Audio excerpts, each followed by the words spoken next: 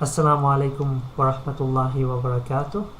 So, believe it or not, we're halfway through the month of Ramadan already, and I hope you've had a chance to fast as many times as you are able to and see how strong you are.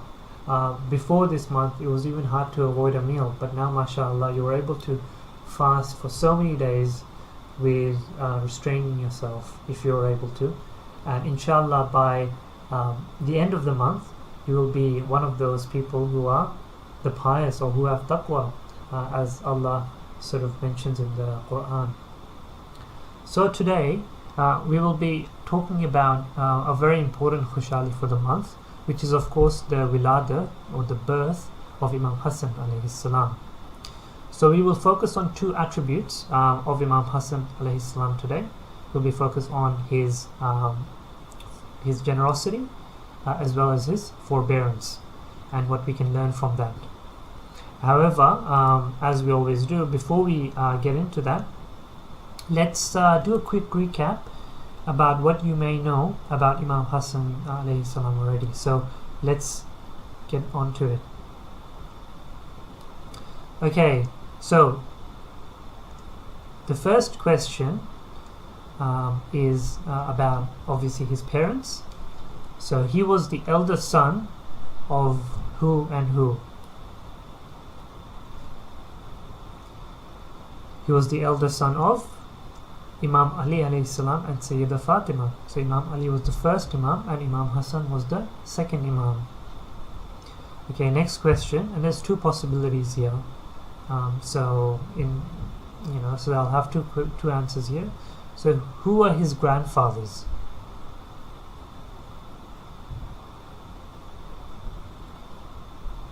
So one of them from his mother, Sayyidah Fatima, was so he had four grandfathers obviously, but we're talking about the two main ones. So maybe there's four that I need to talk about. From Sayyidah Fatima's side, the Prophet Muhammad alayhi salam, and from Imam Ali's side, Hazrat Abu Talib. Okay, so the next one is about his titles. He has one main title called the Chosen One. And what is that in Arabic? His title? It's Al-Mujtaba, right? Mujtaba means the Chosen One. Okay, next question. He was born on which day of which month and which hijrah? So all those answers are a bit obvious, the others are a bit hard. Okay, so he was born on the 15th day, and that's why you have a full moon outside. If on the 15th you have the full moon again, and then becomes shrinks until the 1st, and then that's when we see the new moon and we have Eid in the month of Ramadan, this month, in the 3rd hijrah. Now this reminds me of a pop question I'll just put now. Was he born in Makkah or Medina? And you don't need to remember, you can just see the answers of this question and know from that. He was born in Medina. Why? Because this is after Hijrah, right? So because he was born on the 3rd year of Hijrah, so 2 years after, but 3rd year, that means that the Prophet has now done the Hijrah, migration from Makkah to Medina. And the last question is that his most famous son who went to Karbala was?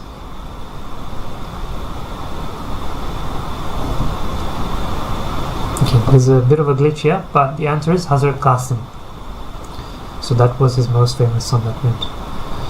Okay, so that brings us to our next topic of conversation, and this came as a reflection of what I was speaking about with my friend. We know a lot about the other Imams, but how many teachings and how many sayings of Imam Hasan alayhi salam do we know? So I'll give you a chance to respond to that while I prepare for my one of the answers to that. Okay, do you know any teachings? Well, there's one that I can think of, and that is and I'm not sure if it's still there, but there was a sign highlighting one of the best teachings of Imam Hasan alayhi salam just as you enter the center. And these teachings sort of teaches us how Islam tells us about our dealings with other people. The hadith, and they're often found in two different, as two separate hadith in our books, which over here is combined just to make it look better. Is one of them is the most preferable adornment is graceful manners, and the other hadith is the height of intelligence is associating with people amicably. So I'll go into a bit more detail as I explain this. And until I made this lecture, I didn't really pay attention to these signs because they're just part of the whole building. You just want to go inside and have the food. You don't really care. It's all about the ambience and everything. But when you reflect on these hadiths, that's when you realize the wisdoms in these teachings, right? That Imam Hasan alayhi salam has. So, for example, when it says the most preferable adornment. Now, adornment means like a decoration, right? So, you are a person, if you have some decoration about you, whether it's your personality or the things you have or something like that, the hadith is saying the most preferable decoration for you is graceful manners.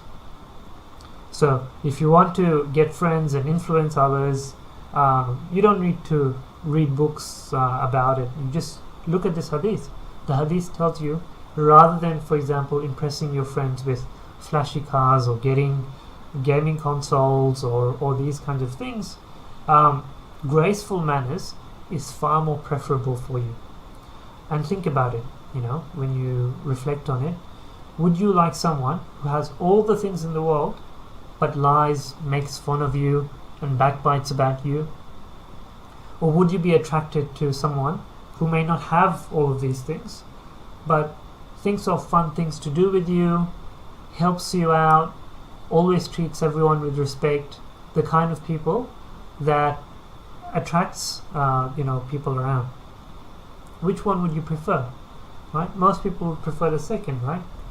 Because it's about the relationship you have with that person. It's about all of those things. Graceful manners is what gravitates you to other people, and the same is likewise, right? So if you want to adorn yourself, the most preferable of adornment is graceful manners. Now the second hadith is even more harder to understand and digest, because it's saying that the height of intelligence is associating with people amicably. Amicably means kindly, right? So something like that. Amicably is more closer to the hadith, but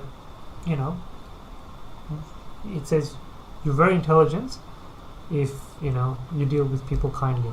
Now again, when I was young, I didn't really believe that. It's hard to understand. I thought that the most intelligent person is the one who gets the most A's, that gets the 90s, gets the highest ATAR in the school, gets the Dux award. And now I've come to realize what the Imam means, because I've seen what happens to all of those people who get 90s and Duxes and all of that, right? So what the Imam, obviously in this hadith is saying that the height of intelligence is associating with people amicably, right? So although it's important to be book smart, the intelligent people I know today are the ones who can work with other people, who can work as a team and do great things together. And whether it's building apps or planning a holiday or fundraising or doing things like that, it's you do these things you want to do with the help of other people, right? That's how you do everything. So that is the real intelligent person, rather than like what you see in movies of villain origin stories where they start off in their youth or young age keeping a list of all of their enemies, and just how when they grow up and they're going to have fancy inventions, they're going to get after all of these enemies that they have after, right? So it's about dealing with people amicably. So you see, next time you come across a saying of the Imam like this, think about what it means for you. What can you learn from it? What can you do differently? mashallah, we are so lucky to have all of these treasures from the school of Ahlul Bayt. So take advantage of it and use it in your daily lives. Okay, cool. All right, so let's move on to the main two topics that we were going to talk about, which is about generosity and forbearance of Imam Hasan. So in terms of his generosity, every Imam, obviously had shared all the good things each other with all the other Imams, right? But Imam Hasan alayhi salam is especially known for his generosity, just like his grandmother Sayyidah Khadija Salaam alayha that we talked about. So an example of this is that he has been reported to give all of his wealth, right? Cleaned out his house, gave it away to charity twice, and 3 times he donated half of what he had to the poor and needy. And that is an incredible level of charity giving, right? So when we say, for example, we give $5 or $10 or even $500, that's not equal to all the things that we have, right? But Imam alayhi salam, he gave all that he had, started from scratch, again, built it up, gave it all away as well. That is his level of generosity. Okay, his house had become like a refuge center for the poor and needy. They would come to his house and have food with him, and food was provided to anyone who would come to Imam's house.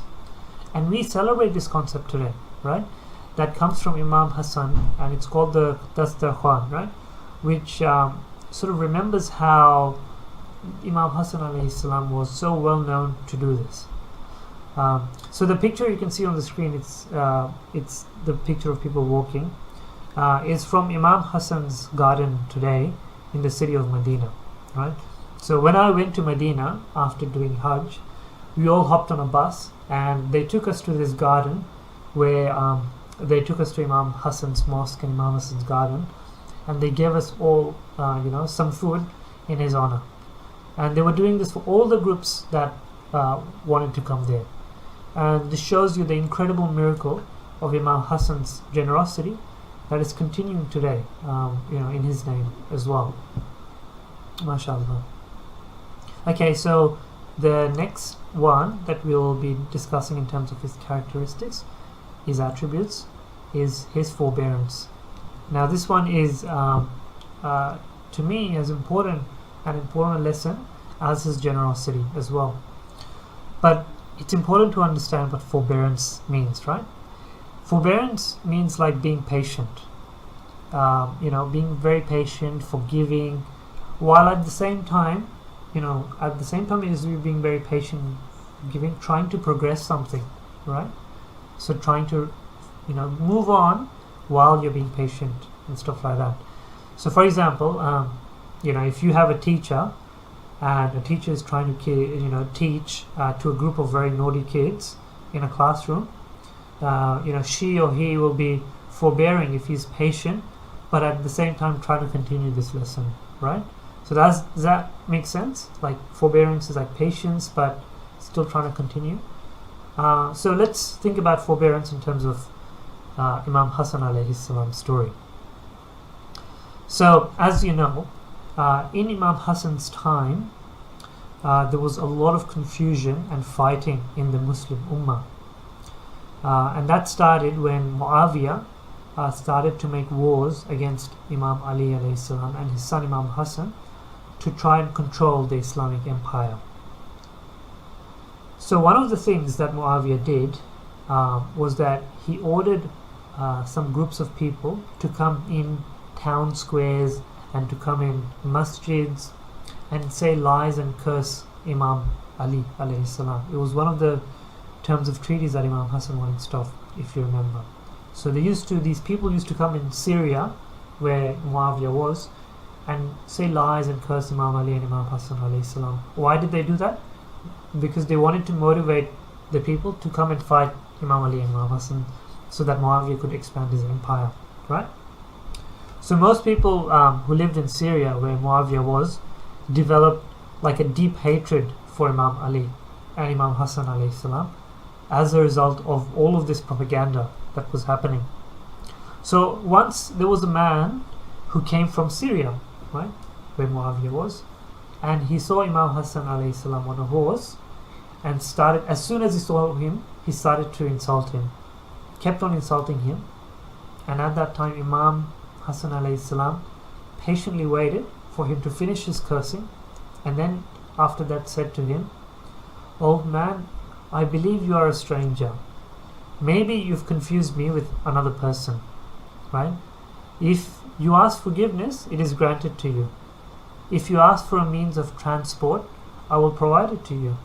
If you are hungry, we will feed you. If you are in need of clothes, we will clothe you. If you have any need, we will fulfill it to you. And if you wish to proceed with your caravan, be our guest until you leave, until you move from the city. And it might be useful for you, because we hold you with good position. We hold you with a lot of dignity and, vast belongings." So Imam gave him a lot of respect in that. So, he insulted the Imam, and the Imam said, "Look, tell me what you need. I'll help you. Come over." All of those things, right?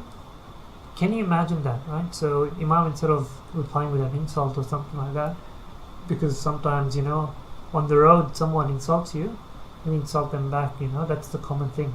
But that's not the teaching of Imam Hasan alayhi salam. So after Imam Hasan said all of those kind things, the man heard the words of Imam Hasan alayhi salam, and then he started to cry, and he said, "I testify to Allah that you are Allah's heir on earth. Allah surely knows whom He assigns His message. You and your father were the most resented of Allah's creatures to me. But now you are the most beloved of Allah's creatures to me." So that is the whole story, right? Our Imams did this in many situations. Imam Bakr is well known for a similar situation as well. They offered kindness to those who insulted them, and they make the people's heart turn to the cause of the true Islam that was brought by the Holy Prophet ﷺ. So the question then becomes, what do these stories all mean for me, right? How does Imam Hasan's story relate to me today? Right. So the answer to the question is actually not too far from you, if only you knew where to look, right? In terms of generosity, look at the people who are working hard to raise money and give from their own money to the less fortunate, helping the less fortunate have a better life. If Imam Hasan alayhi salam is known for his generosity, then his followers should be known for their generosity as well. So if you need to be generous with all that you have, that's the sign of the true follower.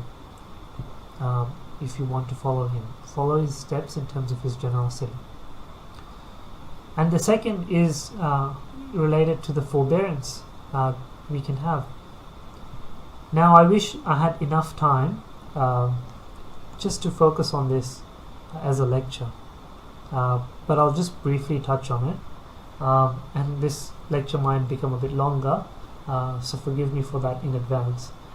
And one of the most important historical milestones in Australian Shia history is the establishment of Imam Hasan Centre, and I think we should have a couple of chapters on it in our madrasa books, so that we don't forget our history and the power of the forbearance of the founders. So there's a full documentary on the story of establishing the centre, and I hope that we can provide you a link somewhere so that you guys can actually watch it. You guys are too young to know what happened what the story of the centre is, and some of you might be shocked about how far we've come and from where we started in terms of how much the outside people thought about what we were and the reality of what we were as a community, right? So let me give you a quick story because of that. So when some people heard about Imam Hasan Centre being established in the general community, they rallied an incredible cause to stop building the centre. There were hundreds and thousands of letters sent to the government, telling them how the center might change the way of the life they have, how they were worried about foreign interference, how they were worried about their women and children, just like the people of Syria who heard terrible but false things about Imam Hasan alayhi salam. There are still people today who hear fake things about the true Islam and Ahlul Bayt. They are good people, but they just hear fake things about what the true Islam is. So even before the center was open, it was vandalized many times. But the founders, they were never after retribution, even though it hurt a lot. Obviously, you build something, even if you build, let's say, a piece of pottery and it gets smashed, you feel very hurt, right? But the founders, they never saw all of that. Instead, what they did was they invited their communities, the journalists, the lawyers, for dialogue, explaining to them why we're here and how we're going to be a positive addition to the community, to the Australian community. And when the centre was opened, and I was too young to remember because it was about 18 years ago. I was about 12 back then. But I remember, that how many different people from around the community and local government and police and all of these people that weren't used to coming to our centres, they were there and they came, and we were talking to each other. We were sharing our joy and the food while we were with them. And that is the power of, forbearance, that going through all of these stages patiently and in a good way, through kind manners, through being amicable, all of these lessons of forbearance that you can take today.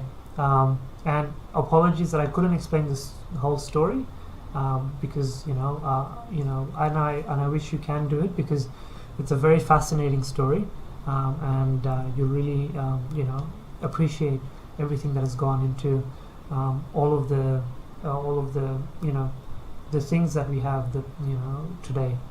But anyway, that's my time for today, and with that we might close with our closing questions so that I know that you weren't sleeping.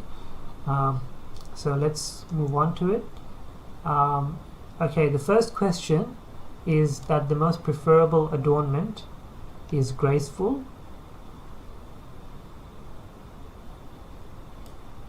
manners, right? Graceful manners. And the height of intelligence is associating with people. Which way? Amicably. The two things that we talked about Imam Hasan alayhi salam were about his generosity and forbearance. That was the two things that we talked about today. So that's it for today. I hope you enjoyed, and inshallah look forward to you joining us again on the 19th night. Assalamu alaikum wa rahmatullahi wa barakatuh.